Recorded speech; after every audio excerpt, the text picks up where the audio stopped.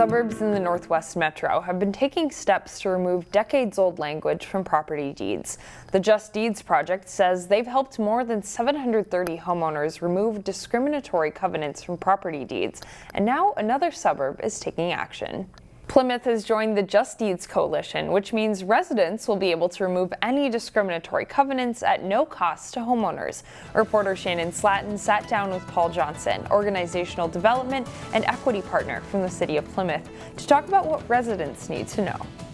Just Deeds is, a coalition of cities, real estate developers, lawyers that have come together to address systemic racism in housing, specifically addressing discriminatory covenants in property titles and deeds in both residential and commercial housing.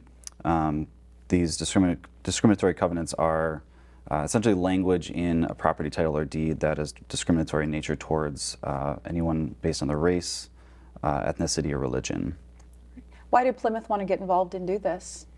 Well, recently we developed some new strategic themes, and one of them is being a city of choice.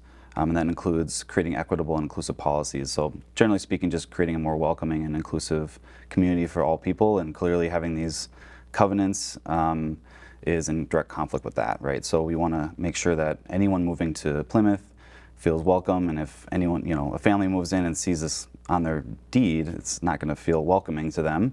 So by publicly condemning and discharging these covenants, it sends a message to our current residents and future residents that we're a welcoming community. And also it really kind of starts a conversation around history of systemic racism in housing. Sure. Now, if a resident is sitting at home and watching this, and they don't know if there's any language in their housing documents, what do they need to do? Well, most likely, if you have this covenant on your property title, you probably have already received a postcard about it. So we've done a lot of the work for the residents through the Mapping Prejudice project with the U of M. They've already looked through covenants and deeds to identify which homes most likely have these covenants on their deeds. So in Plymouth, we've sent out postcards to 245 identified households. And so if you've received a postcard, it'll have step-by-step directions for what to do next if you do want to discharge the covenant from your property title. And we've already had, in I think 2 weeks it's been since we've sent out the postcards, we've already had 11 households identify that they're interested in discharging the covenant. So we've already had a very positive response to this. So do they just give you guys a call at City Hall and you kind of take it up from there? So it'll through our website, you can go to plymouthmn.gov/justdeeds. We'll have the step-by-step directions, and essentially there's an application form that you fill out to start the process. And what will happen after that is Just Deeds will pair you with a pro bono lawyer. So this is all for free at no cost to the homeowner. And this lawyer will help you through the legal process of discharging it from your covenant.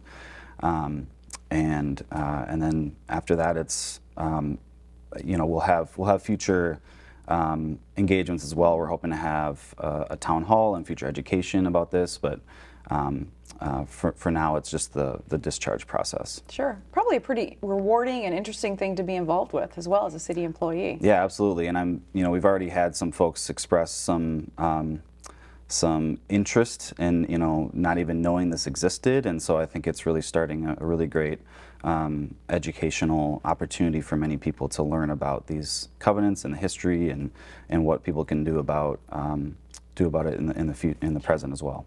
Good conversation to have. Paul Johnson with the City of Plymouth. Yeah. Thank you for being here today. Thank you for having me. And following the Fair Housing Act of 1968, discriminatory covenants legally cannot be enforced. Find more local news stories at ccxmedia.org and follow us on social media.